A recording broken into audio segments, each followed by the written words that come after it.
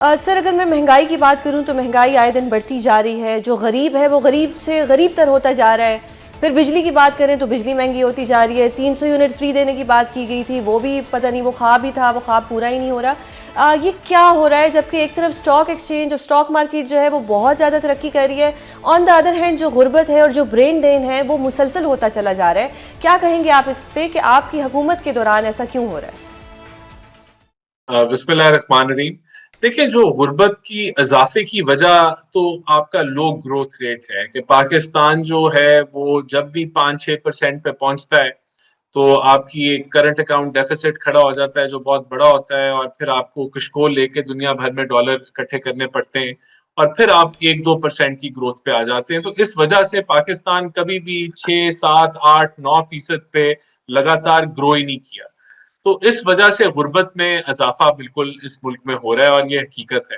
تو اس سے باہر نکلنے کا ایک ہی حل ہے کہ آپ کا جو کرنٹ اکاؤنٹ ڈیفیسٹ ہے اس کو آپ قابو کر کے گروتھ کریں, اور وہ سسٹینیبل گروتھ ہوگی. تو صحیح. ڈیفینیٹلی اب ہم ابھی بھی جو گروتھ کا لیول ہے 2.7% اگر آئی تو وہ کم ہے, اور اس سال ہم نے 4.2% گروتھ کا ٹارگیٹ رکھا ہے. تو جب تک ہم ایک ہائی لیول آف گروتھ کو اچیو نہیں کریں گے, غربت میں کمی نہیں آئے گی, اور آپ کو یہ جو قوت خرید کا مسئلہ ہے کہ لوگوں کو اس میں مشکل ہے, وہ اس کا حل جو ہے وہ نہیں نکلے گا. اور یہ ہماری حکومت کی میں بات نہیں کر رہا, میں اوور آل بات کر رہا ہوں. ہماری جگہ اگر کوئی اور بھی آ جائے تو اس کے پاس بھی کوئی کوئک فکس نہیں ہے. اگر وہ گروتھ کرے گا امپورٹ بیسڈ, وہ گروتھ کرے گا کنزمپشن لیڈ, تو وہ دوبارہ منہ کے بل گرے گا. ابھی ہماری کوشش ہے کہ یہ جو گروتھ ہو یہ ایکسپورٹ اورینٹڈ ہو, اور ہم اس دلدل سے باہر نکلے. الحمدللہ ہم اسی طرف بڑھ رہے ہیں, لیکن جو آپ نے مسائل جن کو ہائی لائٹ کیا وہ درست ہے. صحیح. غربت میں اضافہ ہوا ہے اس ملک کے اندر, قوت خرید کی جو ہے بہت ہے, لیکن اوور آل ہم نے مہنگائی کی بڑھاؤ کو قابو کر لیا ہے, اور انفلیشن 5% سے نیچے. صحیح سر. اگر میں شوگر کی بات کروں, شوگر امپورٹ ایکسپورٹ کی, تو ماضی میں شہباز شریف صاحب کی بہت زیادہ ویڈیوز ہیں جو اس وقت سوشل میڈیا پر سرکولیٹ کر رہے ہیں جس میں وہ اس کو کرٹیسائز کر رہے ہیں. بٹ اب آپ کی دور حکومت میں یہ امپورٹ ایکسپورٹ بہت کامن ہو گیا ہے. پہلے کہا جاتا تھا کہ جی چینی 140 روپے سے زیادہ مزید مہنگی نہیں ہوگی, اب وہ 200 روپے تک پہنچ گئی ہے. فواد حسن فواد صاحب نے بڑی تنقید کی آپ کی حکومت پر, انہوں نے ٹویٹس بھی کیے ہیں, اور انہوں نے کہا ہے بڑے سوالات اٹھائے انہوں نے چینی درآمد کے اوپر. اب 30 کروڑ ڈالر کی چینی امپورٹ کرنے کی کیا ضرورت پڑ گئی تھی, یہ انہوں نے سوال کیا ہے. یہی سوال میں آپ سے کرتی ہوں کہ پہلے ایکسپورٹ کرنا پھر امپورٹ کرنا, اور اگر ایک سوال آپ سے کیا جائے کہ کیا یہ جو شوگر ملز والے ہیں یہ حکومت کے رشتہ دار ہیں, یا کوئی صنعت کاروں سے حکومت کو کوئی زیادہ لگاؤ ہے, اور عام جو عوام ہے وہ کوئی کیڑے مکوڑے ہیں جن پہ مہنگائی کا بھوت آئے دن جو ہے وہ ان کے اوپر بھیج دیا جائے گا. یہ کیا ایسا کیوں ہوتا ہے کہ ہماری ایک اپنی چیز ہے, ہم گنے کی پیداوار کرتے ہیں, پھر ہم اس کو پہلے ایکسپورٹ کرتے ہیں پھر امپورٹ کرتے ہیں, فائدہ تو ایک خاص طبقے کو ہو رہا ہے, اور 140 روپے سے 200 روپے قیمت بھی ہو گئی ہے. دیکھیں, بات یہ ہے کہ حکومت کیونکہ شوگر ایک کنٹرولڈ آئٹم ہے, اس کی ایکسپورٹ کی اجازت بھی حکومت دیتا ہے, امپورٹ کی اجازت بھی حکومت دیتا ہے. تو اور پھر پاکستان میں جو ذخیرہ اندوز ہے وہ اندوزی ہے وہ بھی ہوتی ہے. تو یہ جب تک حکومت اس کو کنٹرول کرے گی, چاہے وہ پی ایم ایل این کی حکومت ہو, پی ٹی آئی کی ہو, پیپلز پارٹی کی حکومت, جب بھی پرائسز کو کنٹرول کرے گی اور ایکسپورٹ اور امپورٹ کی اجازت دے گی تو یہ بحث چھڑے گی.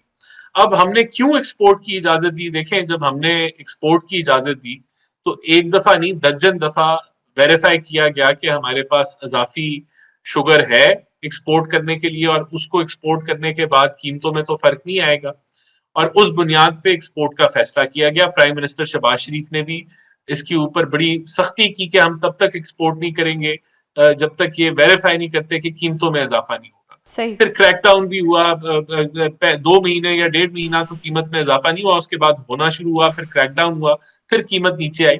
لیکن پھر جو پروجیکٹڈ تھی کہ اس سال کی فصل کیا ہوگی وہ فصل نہیں آئی. فصل میں کوئی 14% کمی آئی, اور 14% پھر آپ کی پروڈکشن میں بھی کمی آئی, صحیح. جس کی بنیاد پہ ابھی جو ہے پرائسز انکریز بھی ہو رہی ہیں, اس میں ہورڈنگ بھی ہوگی, اور وہ قیمتیں بڑھ رہی ہیں. اور حکومت نے یہی سوچا ہے کہ اس وقت اگر ہم امپورٹ کریں گے تو چینی کی قیمتوں کو ہم کنٹرول کر پائیں گے. صحیح. لیکن جب تک یہ حکومتی ریگولیشن ہوگی, یہ تنقید میں آپ کو آگے بھی کہہ رہا ہوں کہ ہوتی رہے گی. اس کا حل میرے نزدیک, اور یہ میری پرسنل رائے ہے, وہ یہی ہے کہ حکومت اس کو ڈی ریگولیٹ کرے, एक्सपोर्ट की ना इजाजत देनी पड़े ना लेनी पड़े, ना इंपोर्ट की इजाजत देनी पड़े ना लेनी पड़े, और इसकी प्राइस कंट्रोल को हम छोड़ दें, जो इंटरनेशनल सिनारियो है उसके मुताबिक मार्केट चले, तो ये मसला कभी भी इस तरह फिंगर पॉइंटिंग नहीं सर ये होगी. तो शुगर लेकिन की जब बात तक होगी. हुकूमत सर खादों की कीमत में इजाफा हुआ है, अब बताएं कि किसान कहाँ जाएगा जब आए दिन कीमतें इस तरह बढ़ती रहेंगी, तो वो तो फिर कुछ भी नहीं कर पाएगा.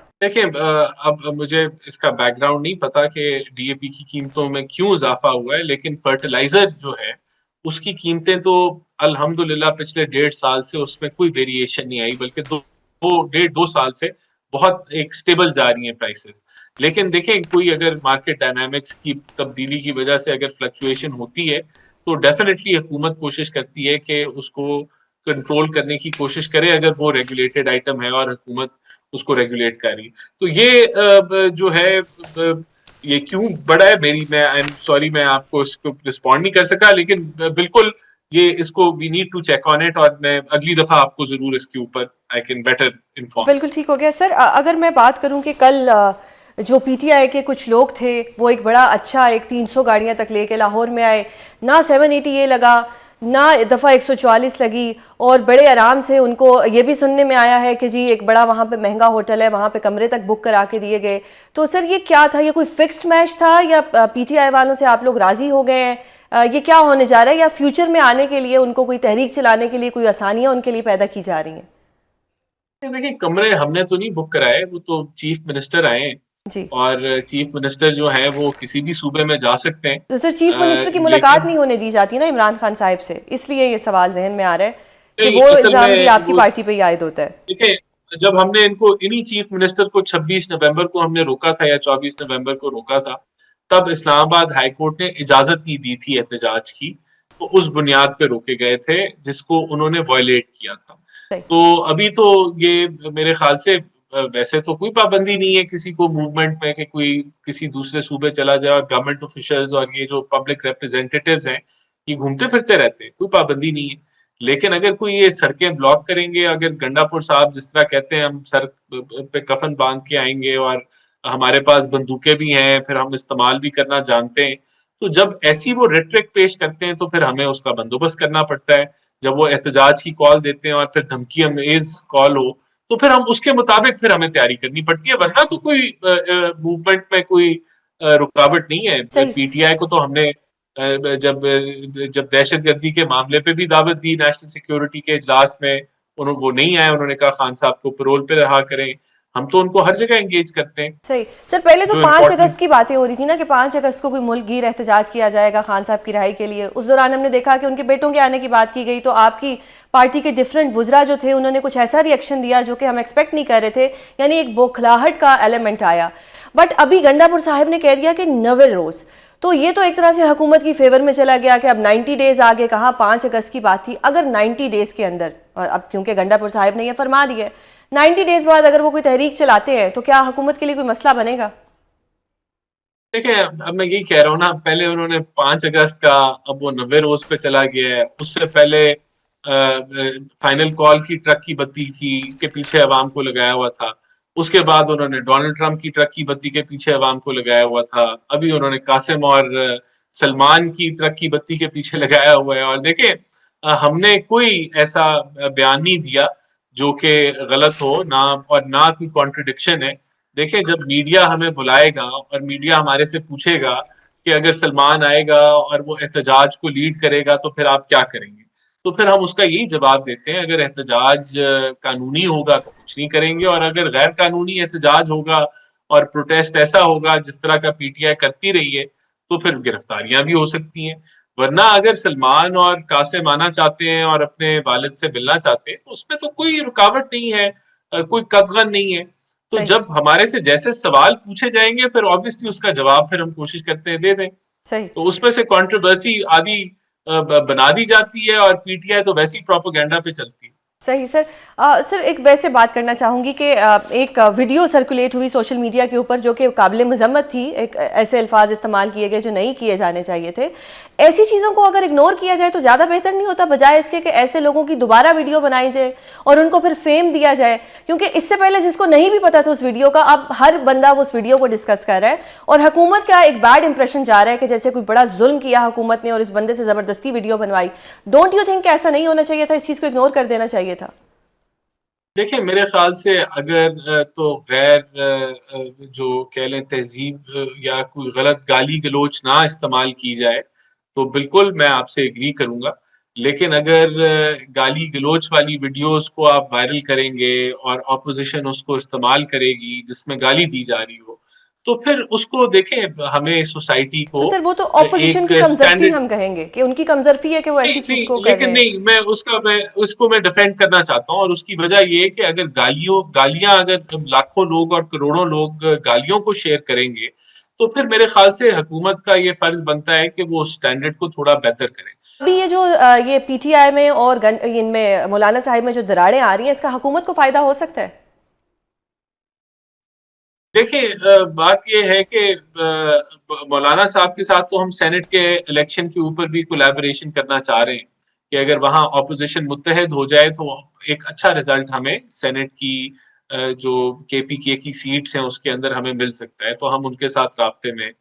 لیکن دیکھیں اصل مسئلہ کے پی کے اندر تو یہ ہے کہ ایک دوسرے کے اوپر کرپشن کے الزامات ہیں with in P T I, ایک دوسرے کے ساتھ وہ دست و گریبان ہے with in P T I. تو وہاں تو بالکل اگر کولیپس جو ہے وہ فرام ود ان آتا ہے تو اس کا بینیفٹ تو پھر وہ اپوزیشن جو ہے وہ ضرور اٹھائے گی.